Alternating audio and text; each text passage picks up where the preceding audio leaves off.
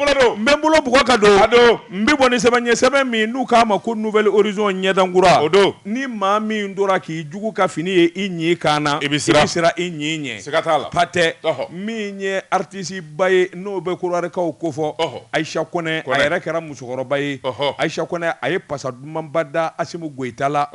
journaliste di bɔra k'a fɔ a dɔnkili in da kana bila bi la mɔgɔw kamana gannen don awa min ye Korowari jamana ye Ayisa Kɔnɛ ka nin dɔnkili ka ɲɛsin Asimu ma Tegelo Mali wa yalima i k'a dɔn Alassane Dramane Ouattara yɛrɛ de ko ka gwa ye wa yalima jumɛn in kelen don nka a yɛrɛ ɲininkara a ko ayi k'o si tɛ a ko dɔnkilidala i k'a dɔn ani pasadala i bi fɛn de fɔ min ka di yɛrɛ ninko ye ani dan bɛ min na ale ka Asimu Goyita tanu Mali président a ko dɔwɛrɛ tɛ a ka wuli ka jɔ ni cɛsiri min bara ka kɛ farafinna tamasiyɛn ɲuman sabula olu tɛ bi den ye kunun ko faama mu ani masakɛw olu kun bɛ u fosi ka bɔ tubabuw bolo cogo min o kɛra a ko a ɲɛ b'o ɲɛ de la Asimu Goyita kunna o de la ani nin dɔnkili in ka kan tabarikala sɛbɛnnikɛla ko a ko di i k'a dɔn a ko kɔni kɛlen b'a bolo degunba ye sabula Korowarikaw kɔni i k'a dɔn olu bara ka kuma caman fɔ a ma a fasolamaw olu bara k'a tegeloma ni k'a sɛbɛkɔrɔ dɔgɔya e ka nin ye mun ye e min ye Mali ni Korowari ye gɛlɛya b'a ni ɲɔgɔn cɛ an ka sɔrɔdasi dɔw minɛnen bɛ k'olu don kaso la o gɛlɛya bɛ yen e bɛ taa Asimu Goyita fasa da nin kɔni ye ka Alassane Dramane Ouattara k'o tegeloma nin ye k'o ka fanga de fɛngɛya sɛbɛnnikɛla ko a dogolen tɛ maa na koyi Ayisa Kɔnɛ yɛrɛ furadama ma deli ka kɛ Alassane Dramane Ouattara fɛ sabula kabini Alassane Dramane Ouattara nana fanga bɔsi i k'a dɔn masakɛkɔrɔ min bɛ yen i k'a dɔn n'o ye Bagibo ye Alassane min ye Ayisa Kɔnɛ ye ani Bagibo de ka taa f'a kun ye kelen ye wa hali sini a bara ka Laurent Bagibo sɛbɛkɔrɔ dɛmɛ min ye Alassane Dramane Ouattara ye k'a dɔn o kɔni a t'o kanu na fiyewu diɲɛ ye nin ye a ko ni Korowarikaw k'u bi kuma anw maliyɛnw n'an yɛrɛ fa wa yalima Salfu Keita de la ka pasa min da Alassane Dramane Ouattara la kabini Ala y'a da jɔnni de la ka nin ɲɔgɔn na dɔnkili duman da la nka maliyɛnw ma fɛn fɔ i nana kusa in na o a ye fasa min da Guinéens ka cɛ in na jɔnni ka tila ka fasa duman gosi o fɛti ninnu na jɔnni Salfu Keita wala a ye ado fasa min fɛnɛ da laban in na fo Bazɛn Jɛma b'a la kilipu la awɔ anw kumana maa kuman'o na dɔnkilidala a b'a sago de kɛ a min ka d'a ye a b'o de fɔ nin kun ye sɛbɛn ye an ye min bɔ nouvelle horizon kɔnɔ ɲɛdankura dama tuma ne bɛ n tɛgɛ don n bɛ bɔ ni sɛbɛn ye an ko min ma indépendant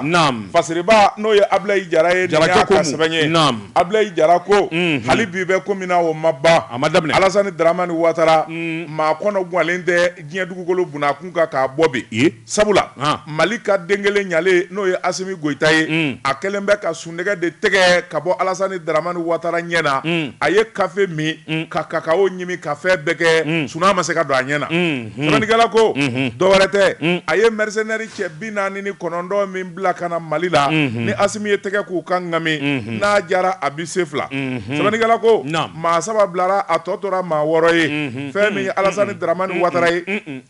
a tɔ tora maa 46 awɔ maa 7 bilara a tɔ tora maa 46 ye Alassane Dramane Ouattara a ye kini kɛ ka wagasili kɛ maa o maa bɛ n'o ye maa koloma ye diɲɛ bunakun kan a ye bɛɛ ci Asimu Goyita ma Asimu ko a ye kala turu yɔrɔ min ko kala bɛ a t'a bɔ ka bɔ yen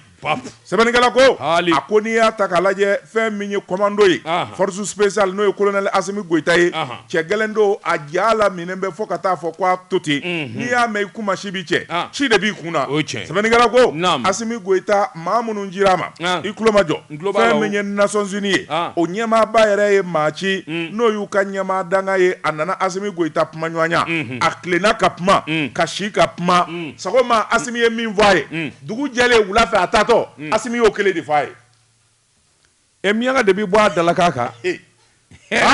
Mianga n'a ko n tɛ baara banna koyi a tɛ bɔ sago ma natɔ aéroport la u y'a kunbɛn Asimu ye min fɔ a ye a tilenna ka si o dugujɛ ka tilen dun wula fɛ a taatɔ Asimu seginna o kelen de kan k'o fɔ a ye maa min di yɛlɛ yɛrɛ o maa bɛ t'o deli wa a ti yɛlɛ naam sɛbɛnnikɛla ko o taara fɛn min kɔni ye fɔri Yasin bɛ ye Alasani ye maa co ma a lajɛ ni e ni Asimi Goyita ka di taa i ka Asimi Goyita kuma ɲɔgɔnya min bɛ se k'a to a ka sɔrɔdasi ninnu a k'u bila sɛbɛnnikɛla ko fɔri Yasin bɛ ye maa ci a yɛrɛ ye wulikajɔw kɛ ka na don o don a bɛ telefɔni ta a bɛ Asimi Goyita wele hali WhatsApp kan a bɛ to ka yɛlɛ ko message ninnu di Asimi Goyita ma Asimi t'i yɛlɛ yɛlɛ ko vidéo ninnu yaro caman bɛ sa u b'a fɔ min ma ko e ti kɔmu wa e ti kɔmu u b'a yɛlɛ ko lamani biliku n'i y'a ye sɔgɔmada fɛ i bɛ yɛlɛ Asimi t'i yɛlɛ a b'a nɔ la sɛbɛnnikɛla ko a ko maa bɔ a laban na fɛn min ye Union africaine ye farafinna bɛɛ président n'o ye Macky Sall ye a y'o ci Asimi Goyita ma Macky Sall nana Asimi Goyita y'a kunbɛn ka ɲɛ ka jisuma d'a ma ka nɔnɔkɛnɛ d'a ma ka fɔyɔ tobi ka jɛgɛkɛnɛ ba k'a sanfɛ a y'i fa o la tewu sagoma a nalen a ye min fɔ a ye wula fɛ a taatɔ Asimi seginna o kelen kan Motikaw k'o de ma a pɔnkɛra o fɔyɔ in dunnen Macky Sall fɛ a sina ka pɔnkɛ ten Motikaw ko ten i hakili jigin ambassadeur la Madu Sulali le chon de Mopti Motikaw ka chon ka di sa sɛbɛnnikɛla ko i na pɔnkɛ dɛ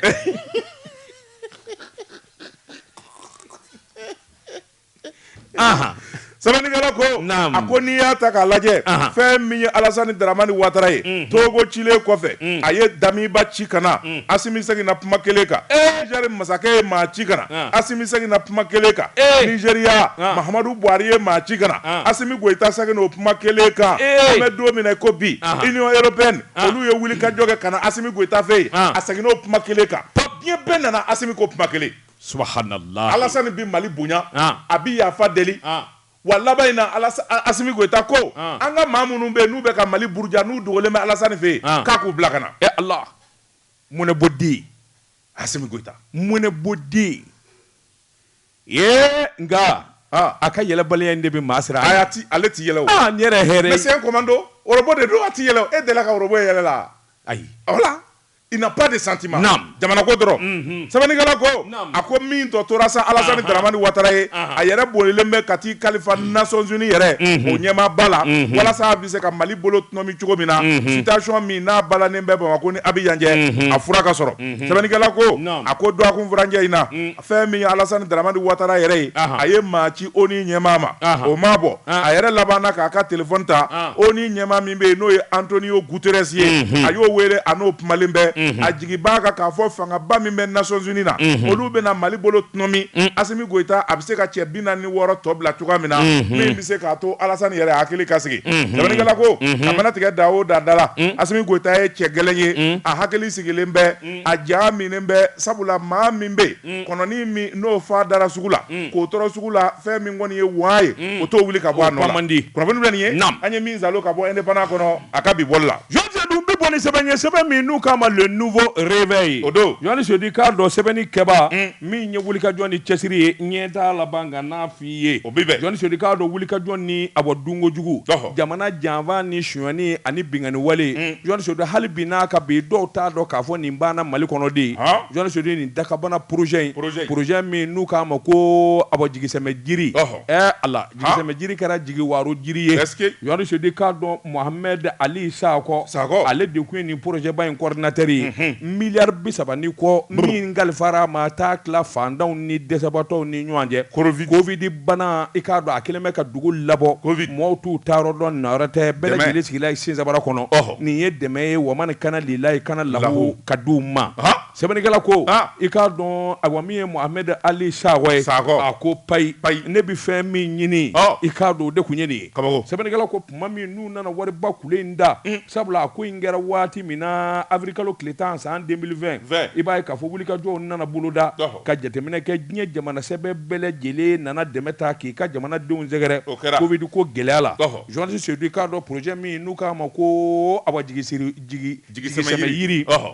Mohamed sina ka jiri ngari k'a bolo kari o ma bɔ k'a sun yɛrɛ bɔ k'a da i k'a dɔn jiri yɛrɛ sara siɲɛ kelen a ko min ye ayiwa nafolo kasabi ye dɛsɛkolo tile 31 san 2020 min ye gouvernement ye ale ye wuli ka jɔ kɛ ni k'a ɲini jamana wagandenba fɛ trésor o ka wuli ka jɔ bolo da sabula jateminɛ kelen don maa minnu kelen bɛ ka degun ani ɲani sɔrɔ covid ko la i k'a dɔn ni taayɔrɔ tɛ nayɔrɔ tɛ baaraw tiɲɛnen bɛ u ka dɛmɛ o dɛmɛ tun bɛ tali kɛ ka ɲɛsin sabula sɛgɛsɛgɛli kɛra ka maa dɔw ɲini i k'a dɔn a ma hakɛ dadonna ayiwa o sɛgɛsɛgɛli de senfɛ wari min kan ka ci u ma k'i to i sigiyɔrɔ la Orange Money fɛ u y'o baara kɛ nin projet ba in a nana kalifa i k'a dɔn ayiwa Mahamudu Ali Sakɔ ma Mahamudu Ali Sakɔ ka kɔni don yɛrɛ ɲɛ i bɛ ka fanga na i k'a dɔn u delila k'a wele koyi ka tanuba ta k'a d'a ma k'a kɛ chevalier de l'ordre national du Mali u k'a minɛ journaliste Seydou u k'a minɛ i k'a dɔn maa caman bɛ nin banderi in da ka da disi la maloya lebu sabula so do ŋanamu ma do binganikɛla do journaliste Seydou k'a dɔn fantanw ka wari e yɛrɛ bɛ se ka Ala minɛ cogo di k'i da baro la k'o sɔnsɔn a kɛra sɛbɛnnikɛla ko a ko sɔmi nana kɛ miliyari 40 ani kɔ o de dira a ma journaliste Seydou k'a dɔn vérificateur général o t'a ta dabila o de nana wuli ka jɔ bolo la kɔsɛbɛ na ka sɛnsɛnli kɛ ka taa sɔrɔ miliyari 30 min ye Mohamed Ali Sakɔ a kelen y'i da u ka ngami ŋanamu ani suɲɛni yɛrɛ kadira kɔnɔ sabula a ye kuma minnu fɔ a ɲininkalen i k'a dɔn awa kala ma se ka turu kuma ninnu kan a ko minnu kun kan ka taa Moti Sikaso ani dugu wɛrɛ la ka taa sɛgɛsɛgɛli kɛ wari dɔ bɔra ka di olu ma minnu kan ka jateminɛ kɛ wari bɔta ni awa nacogo la wari dɔ dira olu ma journaliste Seydou hali ni y'o bɛɛ lajɛlen jateminɛ miliyari 30 ni kɔ cayara sɛbɛnnikɛla ko ma dɔ la a tun bɛ min kɛ i b'o dɔn wa a bɛ se ka warimugu dɔ bila a kun ten miliyɔn 1 miliyɔn 2 journaliste Seydou k'a dɔn a bɛ taa dugu dɔw la i k'a dɔn dugutigi ni dugudenw jamana den bɛɛ lajɛlen ye fantan ye n'i taara k'i bɛ taa wari tila olu ni ɲɔgɔn cɛ maaw tɛ girin wa maaw girin dɔ o photo ni o fɛnw Allah kana maaw ɲɛ ko Mohamed Ali Sakɔ kamalenba don koyi n'i y'ale yɛrɛ de ya nanga ye ta a kelen bɛ ka chapeau ba dɔ nin don kɔbɔyi fugula bɛ min kunna nin don ne kɔbɔyi de nin don kɔbɔyi don ça c'est un kɔbɔyi c'est un grand escroc journaliste Seydou sɛbɛnnikɛla ko nin wari ni kaso donni yɛrɛ de manja hali dɔɔni kaso bonba sabula kaso bonba i k'a dɔn a habu R1 t'i da ye RD a sababu kɛ min ye a ye jamana jigi waro a ye fandenw jigi tigɛ journaliste Seydou i k'a dɔn wari kan ka di minnu ma a y'a bɛɛ lajɛlen hɛrɛbu harabu nin kun ye sɛbɛn ye an ye min salo ka bɔ nouveau réveil kɔnɔ a ka bi bɔli la Dabatungara ne bɛ n tɛgɛ don min bɔ ni sɛbɛn ye fɛn min ye fasiri sɛbɛn ye kɔfɛ n'a tɔ a ɲini ni k'a f'i ɲɛna fasiri kɛba o ye la rédaction ye u ko fɛn min ye wulikajɔ ani cɛsiri ye n'a ma kɛ joona fɛn min ye i burankɛ ye Modibo Keyita n'o ye sɛnɛkɛlaw ka minisiri ye Baba Tumanda Nawariba sɛbɛnnikɛla ko a ko n'i y'a ta k'a lajɛ ministre du développement rural n'o ye Modibo Keyita ye i bɛ se ka taa so tu peux aller à la maison. Et pourquoi? Hali ni ma namu na minɛ i bɛ taa so an bɛ jamana ko de la ayiwa sɛbɛnnikɛla ko a ko Modibo Keyita fɛn min ye sɛgɛsɛgɛlikɛlaw ye n'o ye maa minnu bɛ yen n'u ka baara bilalen bɛ ka nafolo yɛrɛ k'a nɔfɛ gwɛ bureau du vérificateur général u nana rapport bɔ san 2018 2020 ka n'a bila 2021 na o y'i burankɛ sɔrɔ développement rural la wari minnu suyɛna nafolo minnu bɛ yen n'olu buru jara a dagosi bi t'i jɔ sefa wari miliyari 2 miliyɔn 300 ani kɔ i burankɛ y'o bɛɛ ti wulu kula sɛbɛnnikɛla ko a ko n'i y'a ta k'a lajɛ tu mélanges le journal là j'ai regardé ça avant toi le DFM c'est pas mon burankɛ c'est le DFM mais nin ye jɔnni photo ye oui mais c'est pas mais c'est la photo de qui non c'est le DFM c'est pas le jɔnni kunkolo photo filɛ nin ye c'est pas le ministre mais photo in ye jɔnni ye il faut rendre solennellement ce que le journaliste a écrit k'i k'a lajɛ sa photo in ye jɔnni ye mais non c'est méchant hein mais bon d'accord donc m'a kala tubabukan na tu traduis en bambara merci je lis en français il va traduire bamanan traduit fidèlement d'accord depuis un certain temps le ministère que dirige Modibo Keyita est dans la tourmente à cause d'une affaire ahurissante d'engrais subventionnés par l'État et non livrés aux producteurs. Traduis ça. Abi waati jambo ne burankɛ Modibo Keyita abi ministre so min kunna nganamu kuma ka ca a ministre so la i k'a dɔn wulikajɔw bolo dalen don nka ale ministre yɛrɛ tɛ dɛ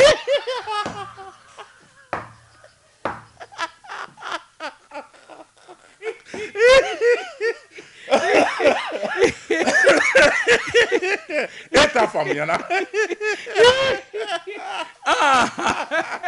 n y'a farima n yɛrɛ b'a kala a tɔ kala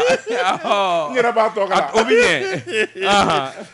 sabanikɛla ko naam ministre développement rural janfaba de b'a ka cakɛyɔrɔ la dɔw kɛra san'a kana u y'a janfa yɛrɛ nalen kɔfɛ foyi ma dabila bi de ka jugu ni kununko ye Modibo Keita ministre développement rural jamana ye danaya d'a kan k'a bila cakɛda minnu kunna baara fɔlɔ min n'o tiɲɛn'a bolo n'an da donn'o la yan o ye engrais ko ye sabula projet minnu bɛ yen n'o ye Profeba Planner distribution Sogefer Sangoyi GDCM ninnu de tun kan ka wuli ka jɔ kɛ fɛn min ye engrais ye ni k'o di sabanikɛla ko caman b'a la minnu tɛ engrais ko ɲɛdɔn Modibo Keita yɛrɛ a nana ka na sugubulon di olu ma i tulo ma jɔ nafolo min bɔra waati laban in na n'a engrais ma se n'u y'o don sɛbɛn kɔnɔ samiya ma ban fɔlɔ dɛ miliyari 1 ani miliyɔn 900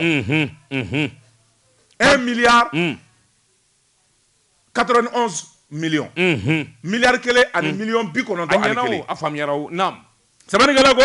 a ko n'o tɛmɛna ka bɔ yen fɛn min ye baara caman bɛ yen minnu tun kan ka kɛ DFM na a yɛrɛ ka waribɔ bɛ yɔrɔ min na baaraw ma kɛ sabanikɛla ko miliyɔn 445 o taara janjanga wɛrɛ fɛ yen sugubulon langolo caman labɛnna k'a fɔ u bɛ taa bâtiment dɔw labɛn Narena dugu wɛrɛ minnu bɛ yen n'olu bɛ Narena kɛrɛfɛ Kangaba a bɛɛ lajɛlen wari bɔra baara ma kɛ o dɔrɔn tɛ dugu wɛrɛw bɛ wulikajɔ kɛra ni ka yɔrɔ minnu magɛ sugubulon taara dilan o dugu tɔgɔ la yɔrɔ dɔw bɛ u ko min ma sirakɔrɔla centre dɔ bɛ ni o ye CPAw ye nafoloba de bɔra ye miliyɔn 3 n'a kunkanfɛnw k'a fɔ bâtiment bɛ taa bila sɛbɛnnikɛla ko a ko n'i y'a ta k'a lajɛ yɔrɔ dɔw la wari bɔra miliyɔn 27 miliyɔn 76 yɔrɔ dɔw la Kucala k'a fɔ fɛn min ye bâtiment dɔw ye u bɛ taa lakuraya ka minɛnw falen u ma dɔwɛrɛ kɛ u ye laso san dɔrɔn Mangurani sugu la ka taa laso Mukogo la ka segin miliyɔn 76 sɛbɛnnikɛla ko a ko n'i y'a ta k'a lajɛ sugubulon bɛɛ a ko n'i y'a ta k'a lajɛ sugubulon dɔ bɛ yen min kɛra k'a fɔ centre agricole dɔ bɛ yen o bɛ don i la k'u bɛna t'o lakuraya miliyɔn 24 k'u bɛ taa centre yɛrɛ lakuraya a ko wari bɔra k'a fɔ centre bɛ don i la kɔlɔsilikɛlaw taara don i la yaala a dugu fɔlɔ f'a dugu laban u ma centre yɛrɛ y'u ɲɛna centre tɛ yen sɛbɛnnikɛla ko a ko tɛmɛnen kɔfɛ ka bɔ yen sugubulon wɛrɛw kɛra maa minnu bɛ n'olu bɛ kumando fɛn min ye équipe ye olu taara ka t'u yaala wari bɔra k'a fɔ fɛn min ye miliyɔn 22 ani 180 ko baara dɔ bɛ taa kɛ kumando k'olu ka sɛnɛkɛlaw ka forage dɔ bɛ yen k'u bɛ taa ka taa panneau sigi o la sɛbɛnnikɛla ko a ko fɛn min ye kɔlɔsilikɛlaw ye u taar'u yaala kumando panneau zoma ani fɛn min ye forage zoma tun bɛ cogo min san 5 halisa zoma b'a nɔ na wari bɔra miliyɔn 22 ani 180 o fana taara sɛbɛnnikɛla ko o n'a ɲɔgɔnnaw a ka ca miliyɔn 445 o taara o dɔrɔn tɛ a ko cakɛda minnu bɛ yen n'olu ye APCAM ye o n'olu ye janfaba de kɛ ka minɛn dɔw labɔ DFM ye minɛn dɔw dilan k'a fɔ u bɛ taa di sɛnɛkɛlaw ma a y'a sugubulon passé minɛn ninnu y'u cɛ ka kɛ camion kɔnɔ ka sɛnɛkɛlaw APCAM ka bolofara min bɛ ka taa ni minɛn ninnu ye dɔw ye cheminots ye dɔw ye foro wulilaw ye dɔw ye minɛnmisɛnninw ye nafolo min donn'a la jamana ka wari miliyɔn 900 ani miliyɔn 24 minɛn min bɛ yen n'o dalen bɛ tile la yen minɛnw ma ɲi sen tɛ dɔw la minɛn tɛ dɔw la dɔw yɛrɛ tɛ se ka b'u nɔ la o caman tonnen bɛ sanji ni tile la yen miliyɔn 900 ani miliyɔn 23 DFM y'en va ce n'est pas à l'insu du ministre, c'est le ministre qui désigne son DFM, non? Ou bien Mancha FM comptable et d'État siwa? Non. Ah? Je ne rentre pas dans ça. Ah, non. Bah, c'était. Sɛbɛnnikɛla ko a ko naamu gɛlɛya o dɔrɔn tɛ baara minnu kɛra n'olu man ɲɛ olu ka ca kojugu n'an ko an b'a bɛɛ fɔ an bɛ tile yan nka kumaba ye minnu ye an bɛna ka na olu fɔ a ko dama ko ma fɛn min ye bureau min bɛ yen n'o kan ka wuli ka jɔ kɛ cour suprême na n'o ye section ye cour suprême vérificateur taara ko da o tulo kan a banna o baara DFM a bɛ taa kaso la koyi DFM dɔrɔn DFM de ye nin bɛɛ kɛ tan DFM dɔrɔn a bila ten a tɔ bɛ sa a faamuyara sa l'essentiel a été dit naam kunnafoni filɛ nin ye an ye min zalo ka bɔ journal kɔnɔ an bɛ tila k'a tɔgɔ ɲini k'a da lamɛnbaaw tulo fana kɛ kɔrɔ naam jɛ ka pub k'a ka feerefɛnw lakodɔn Daba Tunkara naam i bolo don Joti Sedou mbembolo bwaka do mbi boni sebanye sebe minu kama l'informateur kuna foni tigi sebe bura ni abolo ko chien keme woro bi woro ani chien flaye sigatala siri keba atwa de ko Ibrahima Yatara Joti Sedou ma tikenga na ye gwanza bolo ngoni tenyeshi mama gwanza Joti Sedou ka do imana chowda ina manga me iko noko joni ndebe Adama Traoré no fe nanga ma ko Damis Jamanoir Adama demseni njini funangeni ya ikadon ani fanga funangeni ya ni nafolo funangeni ya ani bara nyedon Joni Sedou kadon no le nyonzori labbe ikadala ka fo manga tiba ikofe akonote ni ngamale mi nuka mako Adama Joni Sedou kadon akawuli ka joni jetimine to aduma ani bara ke wali nyuma min babolo o de keleme ka suna baliya bla dowla Joni Sedou kadon minu dise atanywana na sa kalutale fly nu mengunu una abangunu do wuli Joni Sedou kadon atiteme ado na dusejeka akosabla minya Adama Traoré Joni Sedou kadon Jamanoir akawuli ka jo jamane ngono donedu 100 ans ani sanjegi ibi barakele ka ngake Joni Sedou ibi barake minu nye olu barake tanu ibaraka barake minu nye na olu barake tanu ini minu bi barake olu barake tanu o ba jira ka fo tiye bi ka kula akominya Adama Traoré Joni Sedou kadon niye anga jamana abala kana bulo ta ka laje no ye sécurité kabini san 2002 Joni Sedou fo kana bla bila u ka fini donda sutati donda gilet pare-balle Joni Sedou ka do akachan na yija afo équipement multiforme Joni Sedou ka do cetani musota abenin de takana di abangala kana tigela mauma ka damine Joni Sedou ka do gendarmerie police garde nationale e ka do katabla fo lakana ba fo be Joni Sedou ka do bele gele betema kasra fe akoni Adama taka laje kamale yere bina ni ngale ka yere lay tadon ka sabo ke minye abi barake abo minye haklisigi ani chesiri Joni Sedou ka do ye fe taka di chien kele chien fla nga santani zegi o ba jala ka fo jo kwale baraka bara minge anya donné sebe ngala ko do ba jalaki ko société chama ba bulu ne desele do bara la ne desele me ka société kelen zigi singa mi mi se ka société binani siga na sigi dere Joni Sedou na bi bara nya do kaba mina ma jenga bulu ama kele ko abulu ako Adama mi nye Jamanoir aka wuli ka joni chesiri jamana ngono Joni Sedou ka do donné du abi minata ka afere minuma e ma dele ka fiya ngo polisu de la kan wele anana ni gilet pare-balle do ka aduma gilet sana aka livrer mimi kise kumbe sana aka livrer akono essaye ma kataka abi kale de la billahi lezi ayere gilet do ka marfa chala aye gilet do nu ye mugu wula yaro kamalen fe kamani do kise fanga ni mugu fanga ashurula duguma do abina parce que pression be kise la afiya kabu u yara fali wulala katata wula ki do abita ma munya o gilet de banga mo bulu Damis ni kiti farola itina fari yera la ibi farala ni nguye sebenye anyami zalo ka bo l'informateur kono kuna fonitigi dama to ngara ne bin tega do mbi boni sebenye ango mi ma le katwa fasiriba no ye masiye katika ya kasebenye katika ko ako fe minye akadinati dabla gien negetena ko milliard binani ani doro o koni o tale me nyaja ka worefe sabula baraka yoro mimbe ni o ye marché public na nyema ya so obe anga jamana kono olu ye wuli ka joke sebeni gala ko ako chake data ani ko akuyo belajele de larawe utarabo mingala ma sugublo mindira sugublo bakele keme ani bi konondo ani sheke na folo mindara la jabana to ala milar keme ani tani woro ani million keme duru ani bi konondo ni sheke sabani gala ko ako nga ni yesugublo nunta ka laje chama be munundira dibi la chama ngoni ngera wori bolenye tafani na fama sorala femme autorité